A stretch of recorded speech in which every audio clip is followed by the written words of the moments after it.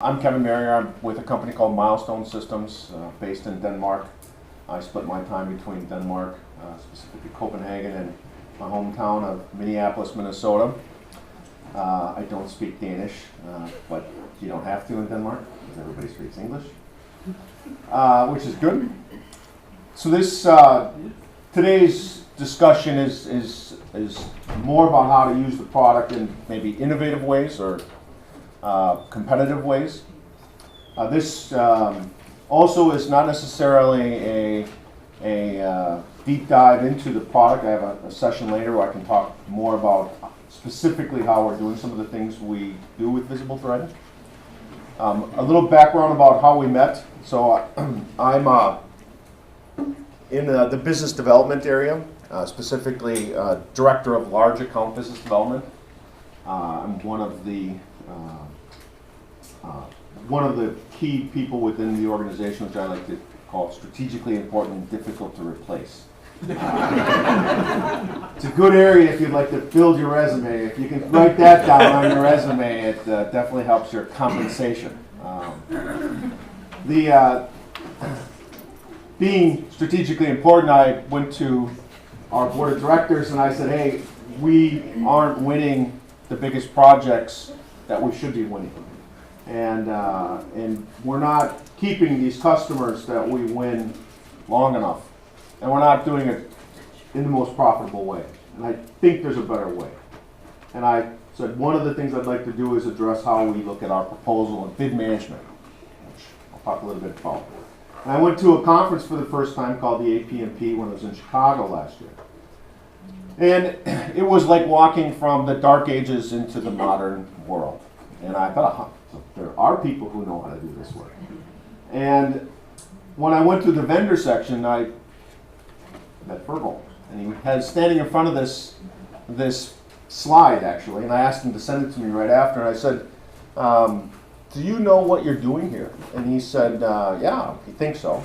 He kind of still fishing maybe for the secret sauce. But I said, you're a business intelligence tool. And he said, what do you mean? And I said, well, you are, I had just gone through business intelligence training for Microsoft BI. And I said, you're doing this, but not for numbers, you're doing this for words. So anybody work with business intelligence tools? Okay, so you make a lot of money also. So business intelligence is a nice area to work, especially in the day of today with big data, which everybody talks about big data. Also, people make lots of money when they can put big data behind their name. But BI is what this tool ultimately does, but for words, not for numbers. Now the value of that is words is how we get to the numbers. That you first have to have good words before you can get to the good numbers. So when I was speaking to him about that, he immediately said, hey, can I steal that from you and put it into his marketing campaign the next month, actually. A business intelligence tool, which I thought was smart. So that was our first interaction, and I think we made an impression because this year in Seattle at the APMP, we spent some time and a nice dinner, and he gave me a good opportunity to speak at this conference and talk about how we use this product and how it is strategically important and impossible to replace in our business right now. And provide some feedback on the roadmap for things of how we can make it more strategically important. So, so this is a bit of a journey story. So I'll provide you some of the history of what we're doing. If you are looking to become more strategically important, the areas that I'm focusing on from a competitive standpoint are the most highly compensated areas within proposal and bid management. If you're not a salesperson. And how many salespeople are in here? We're all salespeople. That don't work for VisibleThread? Everybody ultimately is a salespeople, but some of us get compensated like salespeople. Some of us have to not get compensated like salespeople. I'm one of those non-compensated salespeople, but makes more money than the salespeople do because I'm in this part of the business. So if you're looking for a career path to grow, this is the area I think of growing is exciting.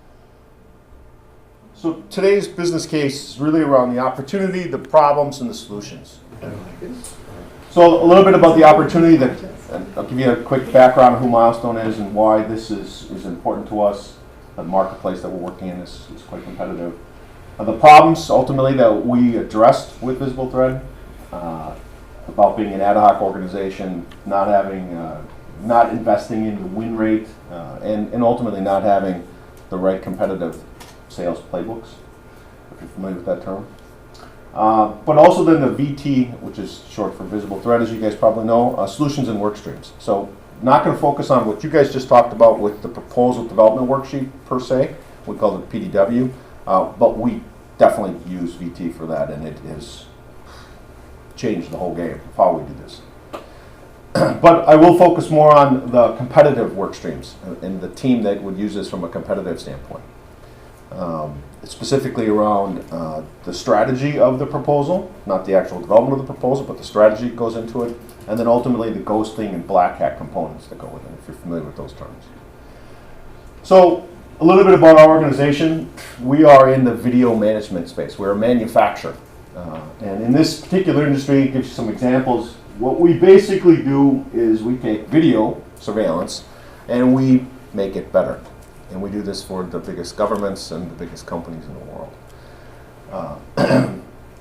We are a subsidiary of Canon Corporation, a wholly owned subsidiary. Canon Corporation out of Japan just recently acquired us last year and has made an interesting fact. They made two investments, one with us and the largest camera manufacturer.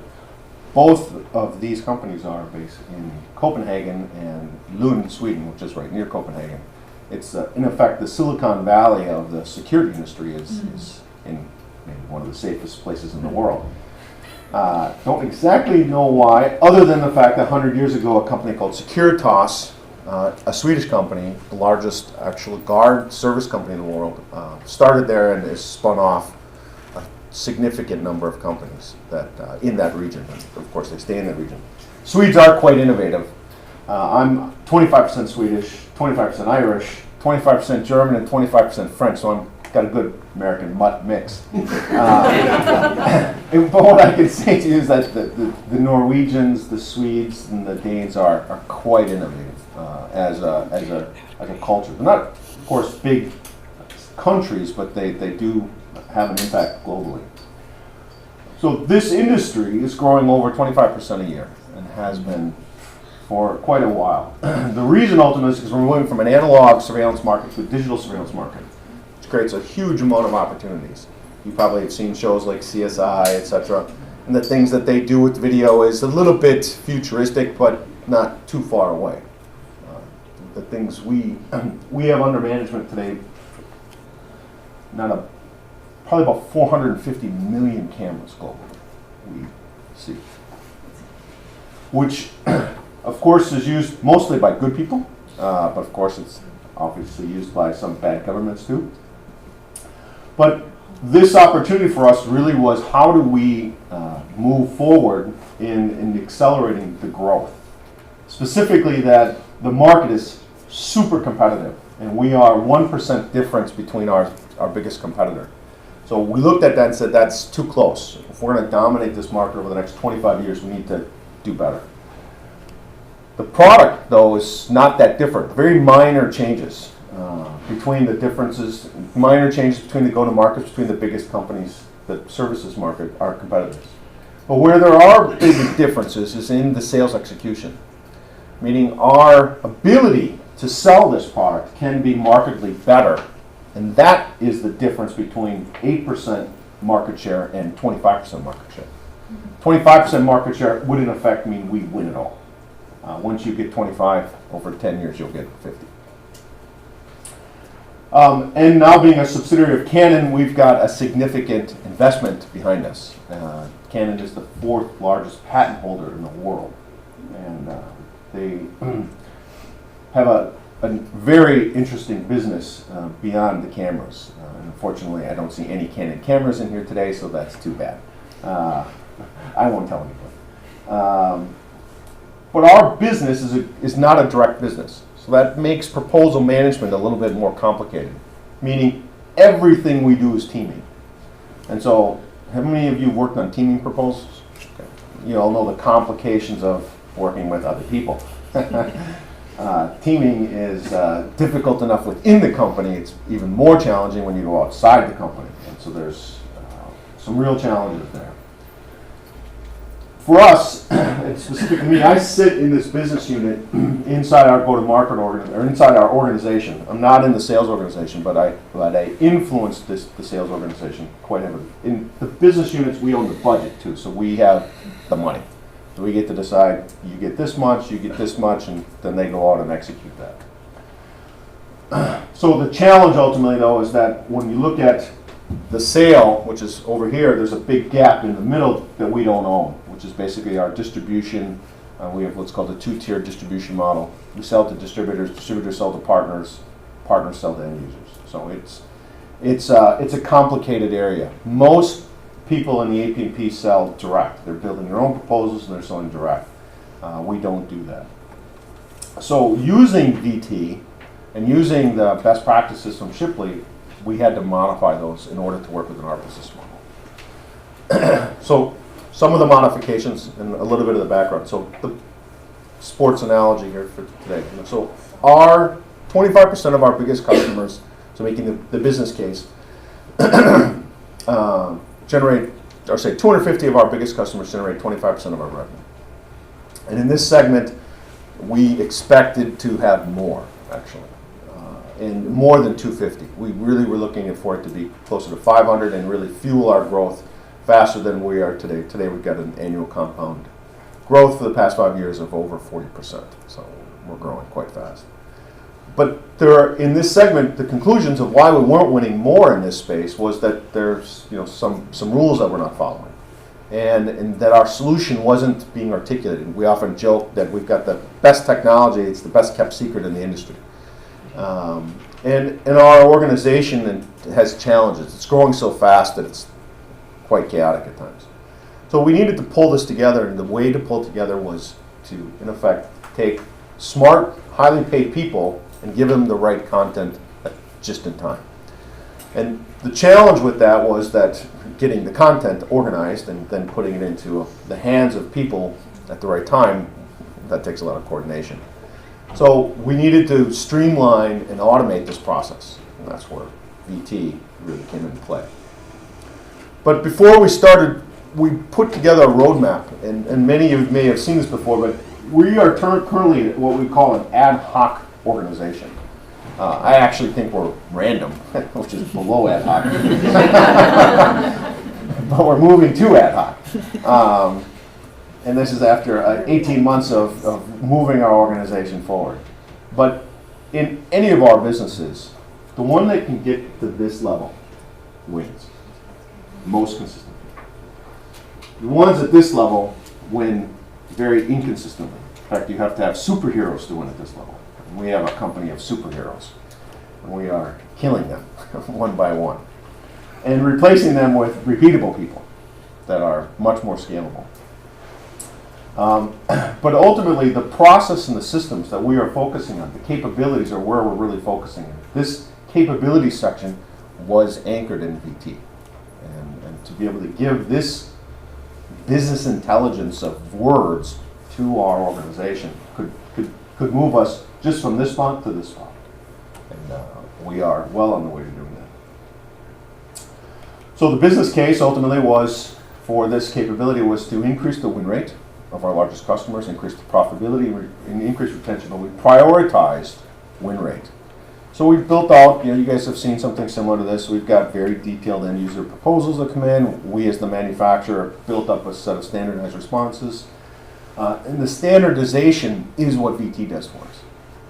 VT is able to take the dictionaries and sparse the documents that we get from the end customers in a standardized and consistent way, which means our questions become standardized. So if we could normalize questions from end customers, then we could now start to create metadata or tags around the questions, which now puts the questions into a different perspective. Again, putting the intelligence around the business of words. So the dictionary does this. What this then gives our partners is a validated question-answer pair. And we don't talk enough about QA pairs or the importance of this, but we've we're really going deep into question and answers because we really see this as the secret sauce that we think you do. Standardizing the questions, but then looking at the answers in a different way. And I'll explain a little bit more about that. But VT does this for us. We have limited time. Many of you are in the government, we're in the commercial space and government, which means we got two work streams. We got the long work stream, we got the short work stream. The commercial work stream is the one that we really were trying to prioritize. 12 days. Receive, deliver. Teaming, 12 days. Difficult. Without automation, can't be done. With automation, we have a chance. And if we look at this time, how we've increased our chances is by building a global team. So we have 3 theaters of operation. We've got EMEA, we've got Americas, and we've got APAC. So we put one person in each one of those. So we could, in effect, do a response, take that 12 days and compress it into 1 day by going around the clock from a response standpoint. And building it through a common system, VT enabled, hosted, we could do that. Doing it in a, we'll call it perpetual license model, we really couldn't. We'd have to deploy it, get IT, and all kinds of stuff in the way. So we looked at all that was not something we needed. But ultimately, the value add to our partners is that they can't do this, and we significantly lower the risk than their investment time. Things are highly technical, getting more technical. We can ensure technical compliance with VT now. So not just compliance to the proposal, which is of course important, but technical compliance is where we really get into the use of the dictionaries with VT. Ultimately, this reduces the delivery risks. We're focusing on the biggest projects, which also have the biggest risks.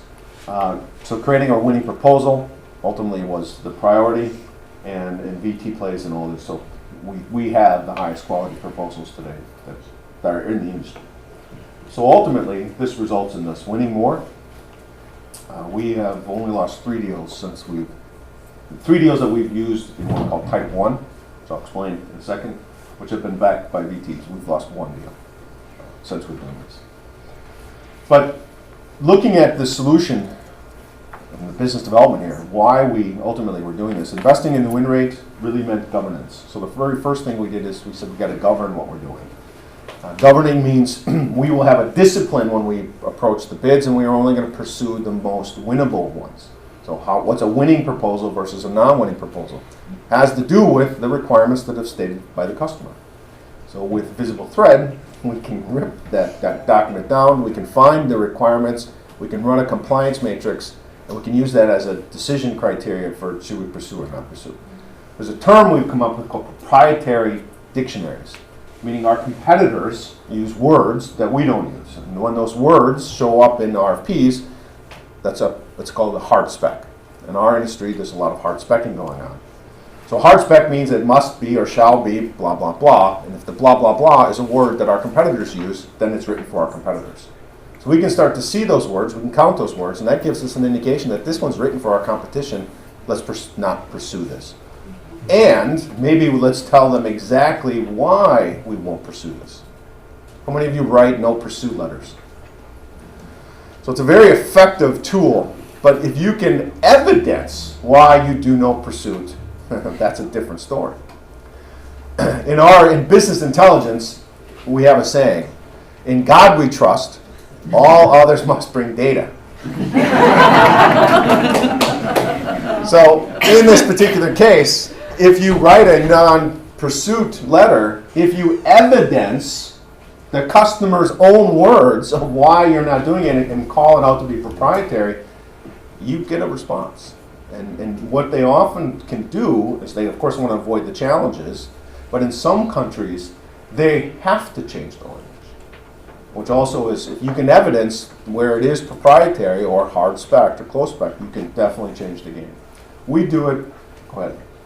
I didn't mean to interrupt. No. Now, are those technical, product-specific words? For example, I'm calling out model part number ABC, and that's a kickoff that it's obviously a design that isn't yours. Yeah, so we break the words into 2 parts. There's trademarked, Okay. or registered, and So then there's product, brand, model. then there's everything else.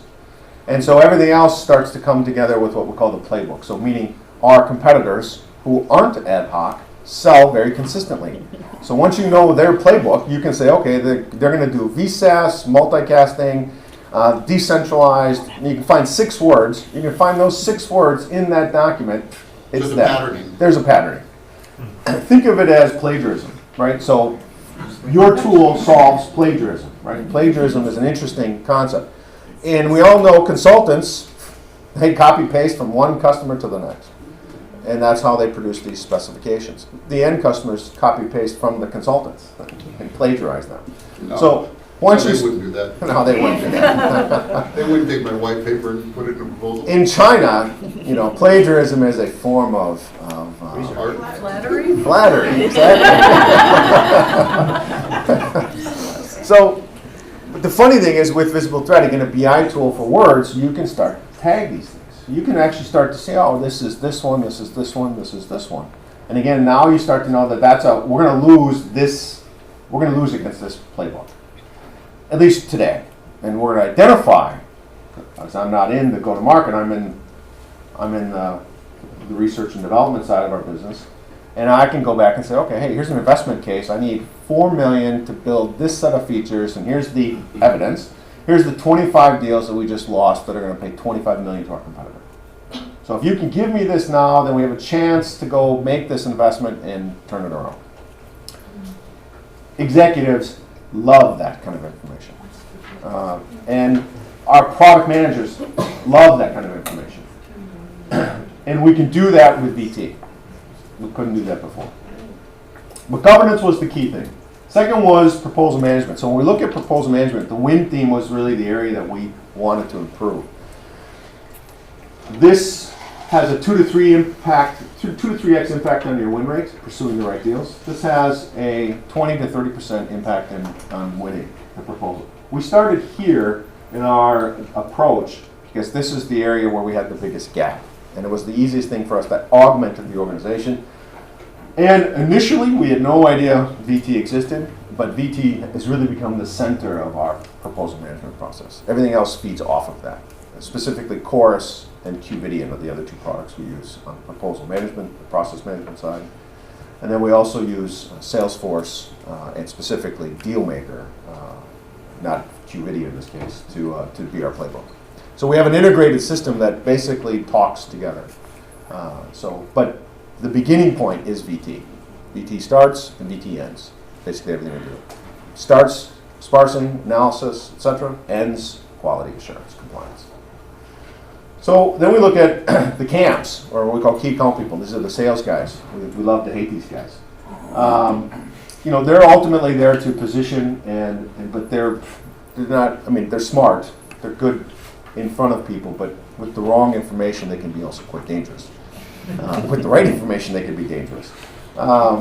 So what we really looked to here was to get them consistent strategies to win and pricing to win. So I'll talk about how VisibleThread does that for us. Then ultimately, program management is kind of customer retention focused. We don't do a lot on program management today. Our channel, our partners are primarily responsible for that. So we really focused our solution around, okay, how could we do this? And if this was possible, then could we get the investment case? So we put together an investment case, and we've put together a multi-year, 10 million euro investment case around what we're doing here. And it's not all salaries. The key here, ultimately, VisibleThread, though, provided the capability to do this justification.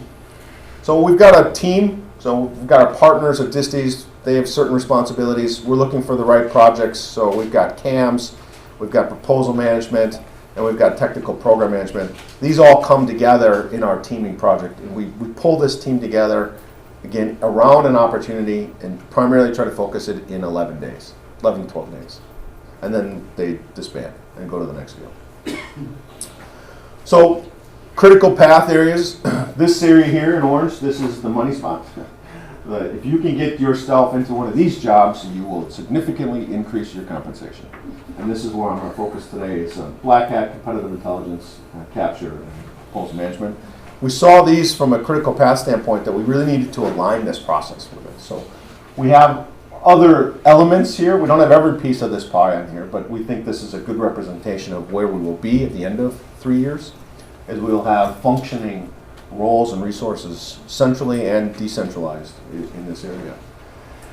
But the pursuit governance was a key area for us to come, and that's primarily under our direction of our BD, which we actually have 3 of them. They sit in the regions. This is an important area. The centralized body of knowledge. This is, in effect, the dictionaries that we focused on. We call it the M book inside our organization. But the M book is what drives everything else. And thus far, our M book consists of not only the dictionaries, but it also, we've been able to sparse 6,000 questions so far. And the answers to those questions scale from 6,000 yes or no answers to another times factor of 4, because we've got 4 different types of answers that we'll talk about in a second. Ultimately, automation was a critical path, and VT changed the game on automation. And our key account, our capture teams, really needed to sharpen their skills with the win teams. So here's the high-value roles that we target the VT work with. And so these are some basic job descriptions, which I'm not expecting you to read, but you can basically see that our competitive intelligence, price to win, black hat were the areas where we could take content from VT that we used the clarity grader, we pointed at our competitors, and we basically just harvest from them. And what we're harvesting is their body of knowledge. And we also then supplement that with, because the difference between Clarity Grader and VisibleThread for Docs is the discovery tools aren't exactly the same yet. I hope it will be soon. Clarity Grader is we'll call it a rev behind from a discovery standpoint than what you have with VisibleThread for Docs.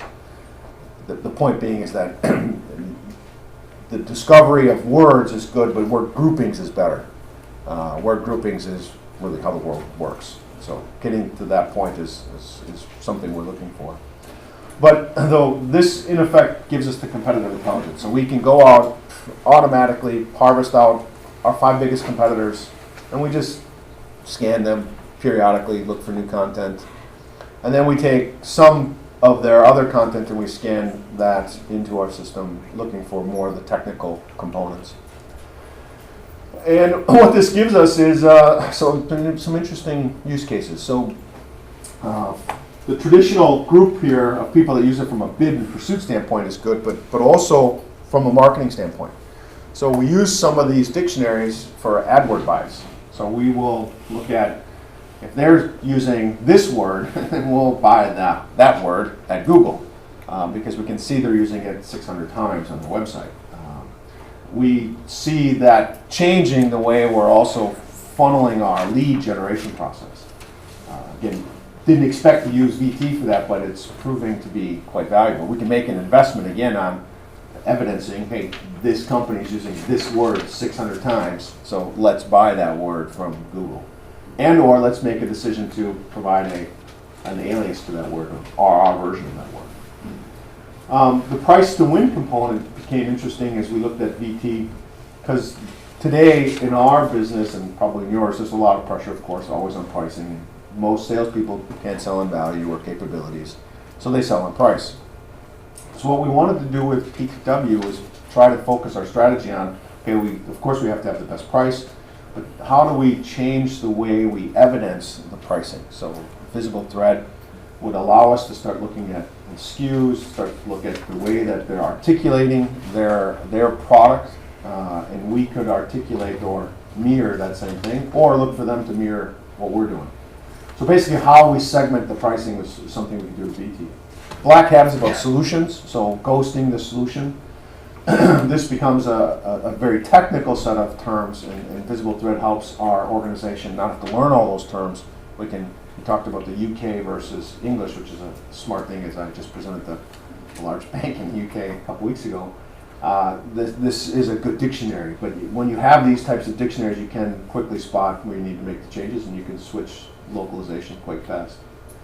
So that's the group we're working on right here. And these guys, average salaries are, plus 150 in this range. Could be as high as 250. Typically non-commissioned. So quite a nice area to drive through. The thing that we can say though about them is none of them had VT skills. None of them had a lot of the system skills. that, and this is an observation I've seen at the APMP, is it's not a very technical group. And this industry, APMP wise, can significantly benefit by looking at more IT systems and more automations. I think VT's on the cutting edge of that.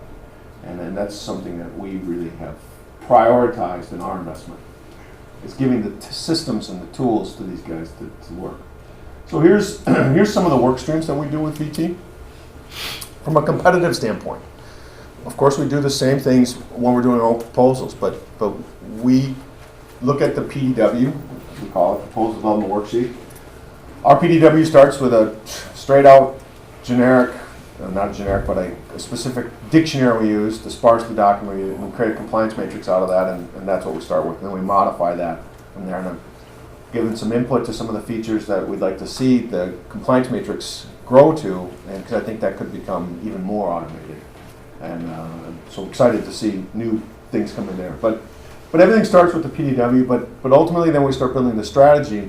The M book comes in place, so dictionaries basically. And we've got, I heard some questions about dictionaries, about merging dictionaries. So one of the things, if you do merge dictionaries, which is okay, you just need to group your words so you can say this is the source of the original one, so you go back, when you export you can then filter out and find. It's actually not that complicated to do. But the dictionaries are just so valuable. I mean, once you have the dictionaries, you can predict what's going to happen. The QA database is also another work stream. So the question component is really key. I mean, most questions have a verb component and they have some sort of body component. So what's the difference between a question that says you shall do this versus describe how you do this, right? What's the difference in the answer? Length. The difference is length. So we focused on our QA piece of being able to separate the questions into the verb versus the body. The body we can metadata, tag. The verbs created a contextual difference in the answer. So if you think about that, our answers aren't organized by this is the answer to that question. Our answers are organized as the length of the answer is to this type of question. So if I'm talking about a technology called multicasting, if again the question is describe how you multicast from blah blah blah camera, that's the blah blah blah camera part and the multicast are really the body piece. The verb describe changes my answer length. And so you guys all know readability, which is measured by VisibleThread, but readability is based upon, again, the Reader's Digest, scale. 10 to 13 words is the target for readability. So we organized our answers, and we'll call them A1, A10, A30, A60, and basically sentence length, 10-word sentence length. And the purpose of that is it would also determine, when we look at our proposals, we can also start to flag how much level of work this is going to be. Doing a response that has a lot of A30s in it, man, that's a lot of writing. Versus one that's an A1, one-word answers, we can cruise through those pretty quickly.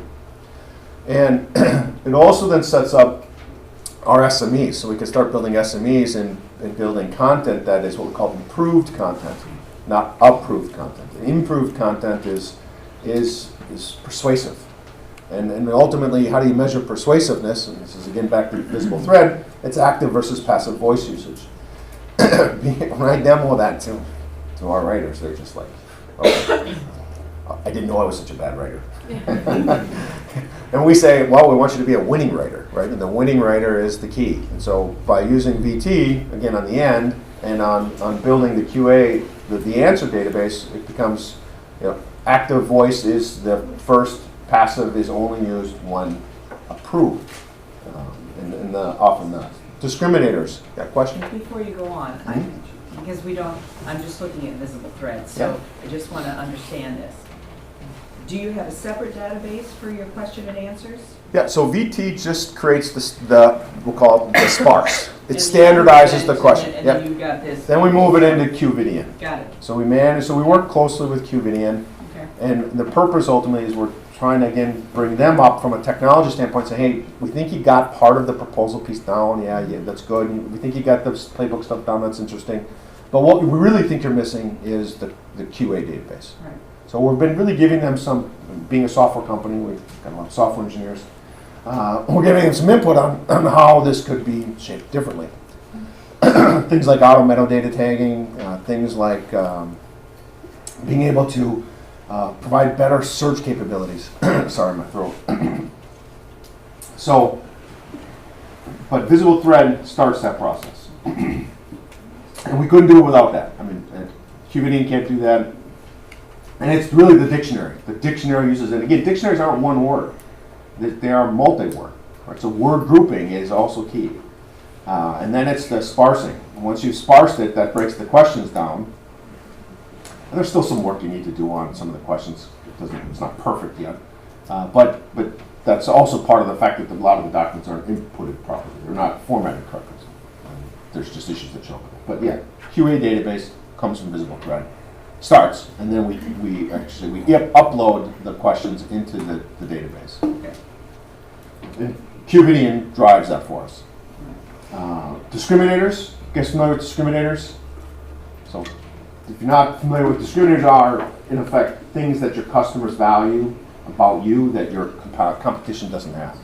It requires analysis basically to define discriminators. Discriminators are the most influential thing to win teams. If you're familiar with win teams. In fact, you should only write about discriminators in an executive summary. And they should, of course, be linked to a HIM report, a hot buttons, issues, and motivators report. We use VisibleThread to discover discriminators.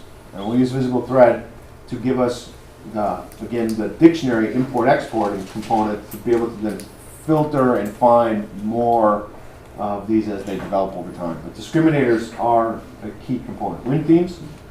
Win themes are, in effect, what our sales organization should be doing. They don't exactly know what they're doing. So by being able to articulate in evidence, these are the words, just read the slides, don't outthink it. It really has been an interesting dynamic, but being able to give them the evidence gives them the motivation. And I get back to this evidence piece. I can tell salespeople to do something all day long. It's not until I give them the evidence that suddenly they're motivated to do it. They don't take verbal directions very well.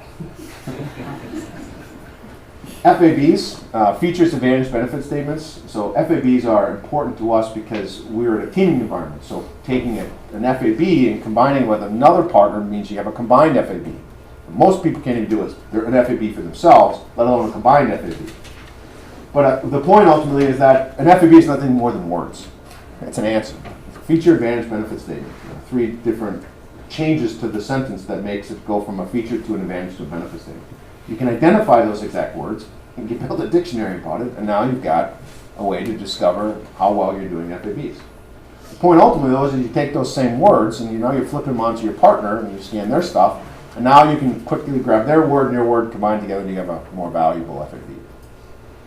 Dictionaries and automating this is what makes this possible. So we couldn't do this without VisibleThread. We couldn't become an expert that quickly. Pursuit decisions, HIM reports, again, hot buttons, issues, and motivators. Familiarity, you guys are familiar with that. So we point VisibleThread at our customers. So this big bank we were working on in the UK, it's a 5-year, $25 million software opportunity. We wanted our solution to seem very familiar. To build familiarity, we scanned their website for their most currently or commonly used terms. We then take those terms, prioritize them, and work them into our proposal. It makes it seem like it was written by them, but in fact we wrote it. Yes? My understanding is you upload a PDF and you run the reports against the PDF, so you explain how you see on a website? Yeah, so VisibleThread for Docs works on PDFs, Excel, Word, PowerPoint. So that's for Docs, that's one product. VisibleThread has another product called Clarity Grader. That scans HTML. Yeah. So you're pointing it at HTML at websites basically, and you're getting a similar set of functionality, similar, not the same, but it's against web pages. It'll hit all the links as well? It discovers, maps out the whole thing. I mean, you just say how many pages I wanted to view, up to 25,000, and just hit go and walk away and come back, and again, however many pages you scan. Or some scans take a day. You come back and you've got some really interesting information that you then export the key terms into a dictionary, and now you manipulate it in Excel, and I'll show you how I do this in my demo, and it's quite interesting. Yeah. Follow up on the familiarity process, which I think is phenomenal. So are you interpreting, how are you finding those key terms? I understand that you're scanning like their website or whatever. Is it just a comparison, let's say, of your proposal against their website and then it's finding common terms, or are you having to do like a stripping first and saying, okay, this is our dictionary, and then I'm having to apply it? Yeah, so let's take two parts to that. So Okay. familiarity, everybody understands it. If you can write it in the customer's words, it's more readable, right? Familiarity increases readability, readability increases persuasion, persuasion increases win rate. That's the link, right? So first thing is, you need to use the same words. So what words do they use? Literally, it's just scan it by one of the VT tools. What's the most commonly used words? So it's ranking. Ranking the words, and then if it's a vertical, I've got a vertical dictionary. So if it's banking, I can then look for specific dictionary terms, because a lot of times they're going to have 16,000 words. Okay, well I can't scan all And those. it's including is and the, and it's literally every word. Every word that's Okay. on the website. So then I'll take a set of vertical terms. We have a lot of vertical specialists, right? So, SMEs. They know that industry. So I have a dictionary from them, and then I can scan just looking for those terms. And then it basically just shows me those and filters out all the rest of the noise. Think of it as a filtering. Think of dictionaries as filtering and focus. Can you talk, Kevin, is there can such a I- thing as a document-to-document compare? Yeah, let me just add to that Okay. explanation, because I realize this is all fantastic, and Kevin clearly is driving value from each of these, applying the tool. Your challenge is to visualize that and to actually see how it works in reality. But let me draw back just very quickly to explain two core concepts at play here. We've talked a lot about dictionaries, and dictionaries is I know what I'm looking for. Right. It's predicated on I know what I'm looking for. So I want to look for will, shall, must. Great, that's a dictionary. I want to look for legal compliance concerns. That's a dictionary. Medical terms. That's a dictionary. But what do you do, and what's the secret sauce that Kevin is talking about here? It's not dictionary based. We have a tab in the tool called Discovery. And what that does is very simple. Let's say I've got a paragraph of text, and my favorite example, and it's the kind of a trite one, is a nursery rhyme. Jack and Jill went up the hill to fetch a pail of water. So what Discovery will do is it'll take Jack, it'll take Jill, it'll take the hill, it'll take pail of water, and dump everything else. Okay. Okay? Jack and Jill went up the hill to fetch a pail of water. To fetch, that's a verb, we don't care, we draw that out. If it was to run up a very big hill would be the Discovery case. Okay? So we strip out all the so-called fluff, and we're left with the skeleton, the things that are going on in either of these documents or these websites. And it's from that basis that Kevin goes and says, that's very interesting, blah, blah, blah, bank is talking about these things repeatedly. Let's echo that. So let's export that into an Excel, and let's put that in, create a dictionary, bang it against a bunch of docs, and now you've gamed the system. So that's the competitive flow from a tangible what do you do perspective. And we'll show you this later on as we show them. Well, then I'll probably say that. I was just going to ask, so it is stripping out It's and all this. stripping out the fluff, yes. Okay. So we use the discovery to export into a dictionary, which is going to re-import back into as a dictionary. We rerun the scan as now as a filter. Okay. So we're discovering and filtering, and the dictionary is the tool that does that. Inside is the tool that does it inside their system. So I don't know what their hot buttons. So really, I'm trying to drive is what's their hot buttons, issues, and motivators. And our salespeople are distant from the end customer, so I can't ask them what's the him, and they're like, him? What? Yeah. Price. I need a better price. That's really important to them. Okay, yeah, that's the obvious. We'll let somebody else do that. You're not qualified. But it's the hot buttons, issues, and motivators that influence the executives. It's what should be written around the executive summary, which is the second most influential document behind the price. And so being able to tie in and evidence the him is a word count exercise. They're saying this 50 times. I don't care what you think what's important. This is what they're saying they want. So stop talking about all this other crap that's going to make us lose. Let's talk about the things that are going to get us to win. And then they shut up because it's sitting in front of them. Can I ask a quick Yeah. question? On on discriminators, what are you looking at to find a discriminator? What are you searching? Yeah, so a discriminator is a combination of a HIM and an FAB. So it's basically what do they value, and what do we have? I know what it Yeah. is. What I'm asking is, what do you look at when you're trying to find your discriminators? Is it docs as a website? The documents. Oh, yeah, it's in the document, or, so we're looking What at are your both. discriminators? Yeah. So what are you looking at? Are you looking at your documents, or are you looking at what are you? To develop ours, first we looked at our website and our features and our analysis. Okay. Then when we carved that out, we said, okay, we said this is what we do. Then we took, in a structured way, said this is what our competition does. This minus that equals, that's one we have, that's one we don't have. Then we say, okay, within that, so we've scanned our documents, we've scanned their documents, now we know we'll call it the differences. Then we look at what the customer's hot buttons are. The customer wants storage to be this much. Okay, we do storage better. Grab that, that's a discriminator. So that's not automated, that's manual. So the automation is finding what we do, each of us, and then we look at what the customer wants, and then we map the two together. The discriminator function is a subcomponent of the win theme. We do see patterns though. Once we see a win theme with a set of discriminators within a vertical of banking, as an example, then we just can stamp out, we're going to use this playbook.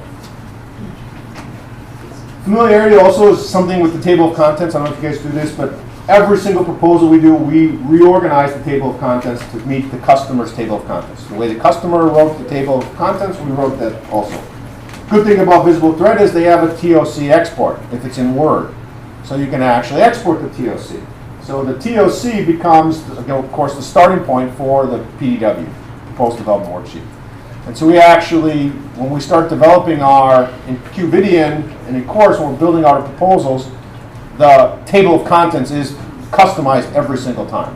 And VT helps enable that process.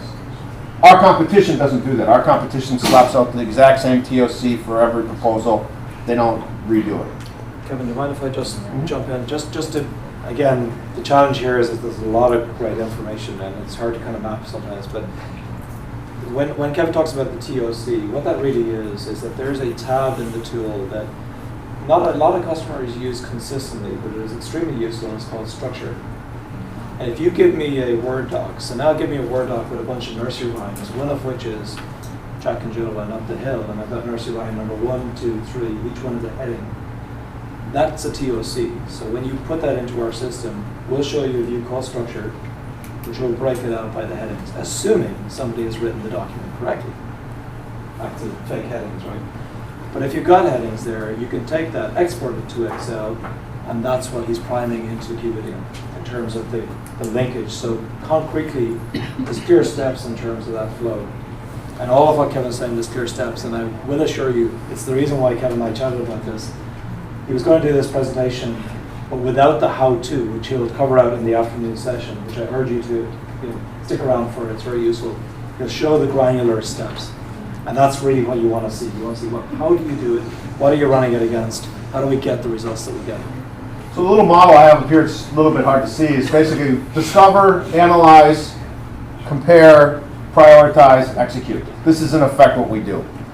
So we've always assume we don't know, which is why we discover. And we look for the evidence, which then we analyze. We then do a comparison with what we think we know. We prioritize it, because you can't do everything. And then we go execute that. And this process wins.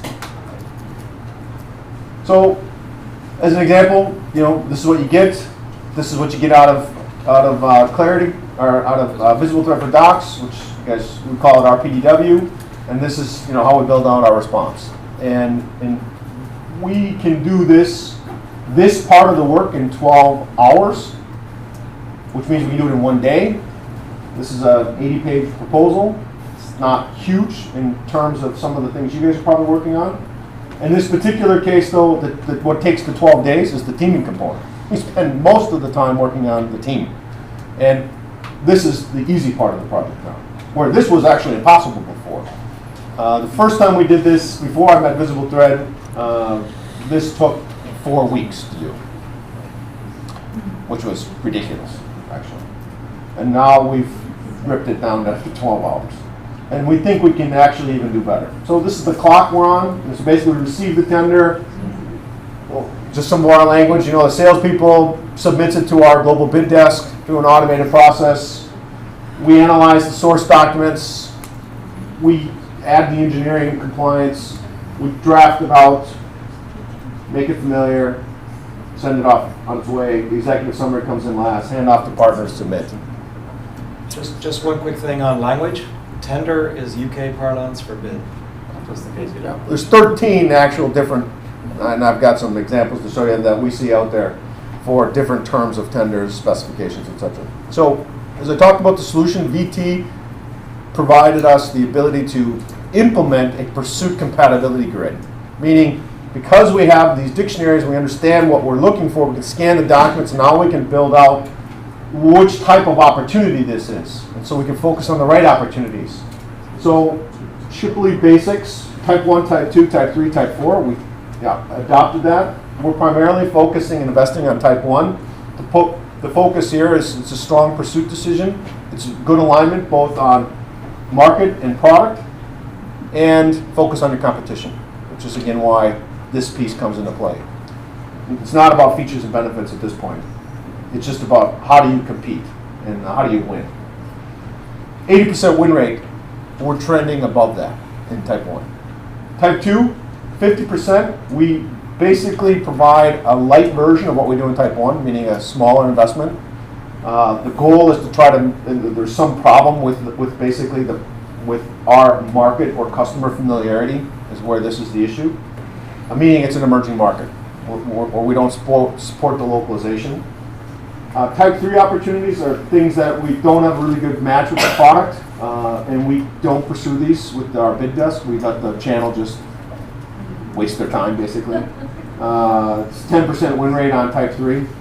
And the type 4 opportunities are the ones where we didn't used to do this, but now we do, is we send the no bid, and then we evidence why they had no bid, with the objective to try to move an opportunity from a type 4 to something else. That's the purpose of the letter. It's effective, especially when you can show it in their words.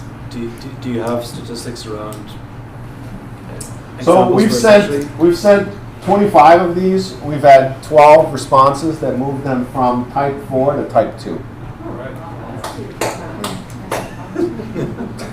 I mean, it's once you start, because they know a challenge is coming. I mean, this is ultimately the issue. Because you're evidencing it, and because VisibleThread allows it to be so clear, it looks like it's legal. So then they get, worried. Put a nice header and footer in and then they react. And and of course it's how you position it. You don't just send it to whoever the reviewers are. You go a few levels up, because you want the execs to see that response. So we frame it with the number one video management software company in the world is choosing not to pursue your opportunity. Good luck. Here's the reasons why. We think you're making a mistake, and we do it better. So not always that way, but it's written better than that. So who signs that out? Your solicitor? No, actually, we sign it. So it depends on the level, on how big it is. So we can go as high as our chief sales marketing officer to as low as a channel business manager. But it depends on who we're sending it to, of course. The higher you send it up, the higher you want to have the signature be, of course. So this dictionary-wise, this used to be what we looked at. It was just a nightmare. We had no idea on where everything was. We reorganized all this and started tagging our dictionaries, basically. So we've got corporate dictionary, marketing dictionary, product dictionary, and sales dictionaries. So the way we were able to do this is this then leads to source documents, and source documents, of course, are written by, we have a lot of source documents. So we have, don't have it there, but we have basically we've identified 120 source document types and over 15,000 source documents that we have to work out. So, of course, that's a nightmare. And what we've really looked at is said, well, that's going to just exist, but let's try to prioritize and reorganize this. And this is how we have focused it around proposals. And we have a lot more to do, but QVidian is really helping here, as well as VisibleThread. So ultimately, to your point, tenders, these are the different types of responses that are, or solicitations that are out there in the world. And by the way, we use the same process for unsolicited proposal types, which are actually more valuable than solicitations in our business, because you can use them earlier in the sales process. They have a greater effect on influencing the win rate the earlier you are in. But it's the same set of QA, it's the same content, it's the same process, same tools, etc. So, but unsolicited is our growth opportunity for next year. But we got all kinds of different elements here. But the difference here, and I talked about this already, is the difference between these types is the questions, answer length, expected output, and reviewer process. So what we've been able to organize is, okay, this is the totality of everything we're going to be engaged in from a solicitation. Those are the 5 or the 6 in customer decision support. Those are the 6 different areas that we focus on. So how do we then organize and respond? And so this gets tied into the pursuit decision. Question classification is all about metadata tagging. So you got to come up with a metadata. We failed the first time. We expected to fail the first time. So we had to scrap our whole metadata. And what we got wrong when we did our metadata tagging is we were doing tagging on answers. We totally missed the question part. That you can't actually find good answers until you know what the question is. And so we reorganized all of our metadata, is basically how you search and filter around now questions. And so we reorganized that. And it has made a huge difference in finding the right answers. And then we reorganized answers to just answer length. So if you're familiar with metadata, data about data, so basically it's how do you put, how do you describe the words in another way? Google, think them, they invented basically. So we see this is an area that we think is an exciting opportunity. Auto metadata tagging is something we think could be an interesting feature. We don't know if VisibleThread could do that, but there is a way to start to create these word associations. That's basically what we're talking about. When you see this word, think these things. We want the system to get smarter. We're also working with QVidian to try to do the same thing because they're also doing a big part of the search, giving them some input. It seems like the whole industry focused on answers, not on questions, and from an AP&P standpoint. And we think that this needs to be a total reversal, that this is a question business, not an answer business. And it's been too dominated by proposal production, not on proposal strategy. And strategy is the questions. Yes? So, a lot of things go through my mind, but let me just narrow down this question too. How long have you been using VisibleThread? So, so I met them at the AP&P, and I licensed it last June or July last year. And you had none of this happening before this? Not a clue. Didn't even know it existed. So where I have a lot of this already in multiple places, multiple ways that we're doing it, I'm curious to know if you did this without anything and you developed all of those dictionaries, can you just give me some idea of the resources that you had in order to get this done? Yeah, so this is a huge change for you. Total change. So we keep putting in an investment case. I gave you kind of the number of what that is. So we have a GBD person in each resource. In each region, so it's 3. We have 3 proposal coordinators, which they do the sparsing. They initially take the specification. They do, again, a coordinator works with VT to just give us the initial output. And in our corporate headquarters, we have a team of 4 that basically will focus on 4 different areas. One is it's really back to the 4 source documents, right? So it's marketing, sales, corporate, and that they're the quote-unquote SMEs to the source documents.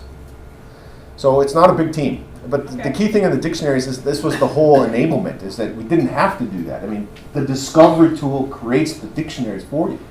You export and re-import. And it's constant refining and improving. You are constantly refining and improving. Yes, you are doing that. That's an activity. But we also looked at it was important for us to try to create a benchmark. So versioning out the dictionaries was important because questions that were based upon previous versions of dictionaries, if you start mixing your question types on different versions of dictionaries, then you get some challenges in the data structure. So it's good to do a proof of concept. Learn what you don't know, which we did a whole POC from that's what we started, was a proof of concept last year to the beginning of Q2, basically 3 months ago. That was all POC. Just let's just mess it up. Let's just go figure out what we don't know. Let's try to understand what the tools do. We had a lot of skeptics in the organization. They didn't believe that this was possible. And they would say, forget it. And not going to give you the money. And I said, okay, well, it's a show me business, so let me show you. And then I showed them and evidenced, and then suddenly it was, okay, well, that's pretty cool. How much does it cost? Okay. So did you start in one vertical market at all? No, it didn't. You just did it. Started in English. So I look at markets by localization. And let me tell you, Southern Europe is a bit difficult to work with.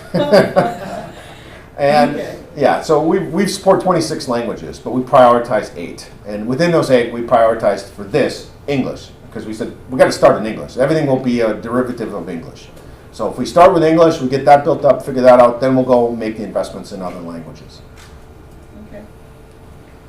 But we're doubling our team for 2016. That budget got approved. So that's exciting. So looking at, the tools I talked about, VisibleThread, Chorus, and Qvidian, where we basically have looked at Chorus and Qvidian side by side.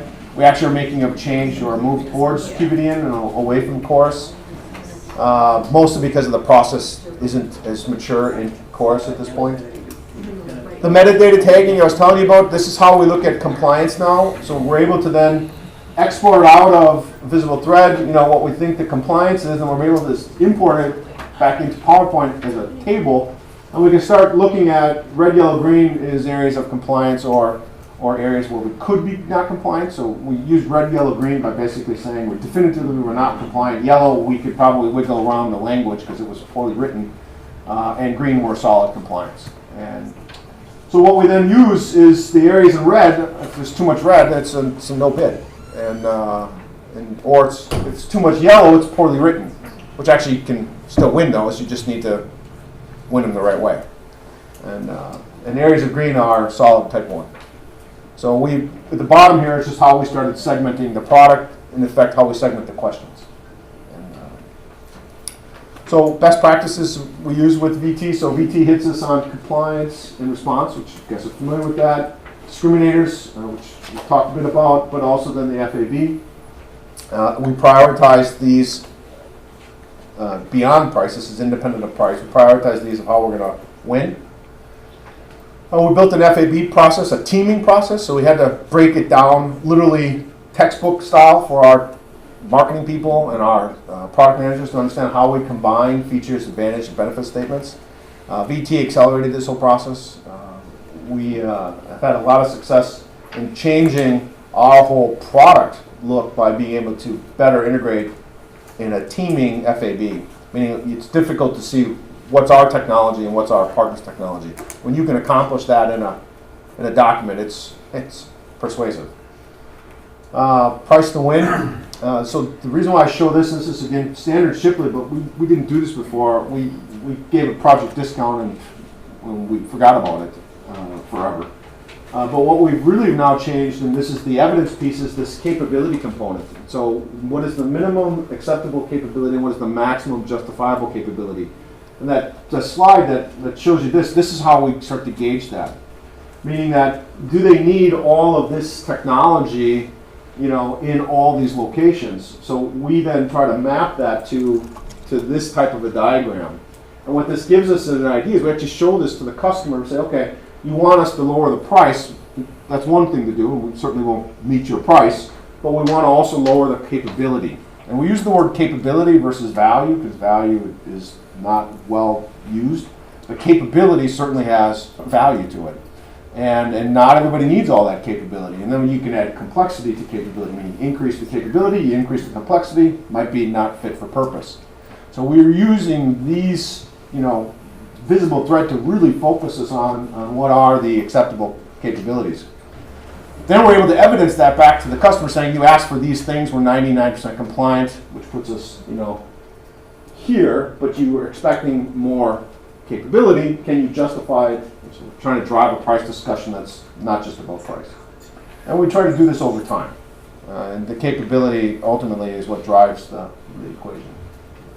So that's some examples of how we're integrating VisibleThread into a strategically important and difficult to replace tool within our organization. So I'm a little bit over, but Great. any questions? Yes? Will the briefing be available? Certainly. You can have a copy of it. Yeah, just to be clear, we'll make available all the slide decks from today and all of the artifacts, anything else from today, as well as videos, hopefully, assuming they work with that. Yes. This was fascinating. I don't have any questions because you're leap years ahead of where our organization is. But thank you. Very, very interesting. So just want to say, Kevin will show actually in real granular terms how this works, you know, a concrete number of. It's going to be basic. I don't want to make it too complicated, but it will be, to show you how we're doing this. So particularly for those who've never seen VisibleThread before, the afternoon will be much more around the product. We'll get real on the product and give you some pieces of that. My suggestion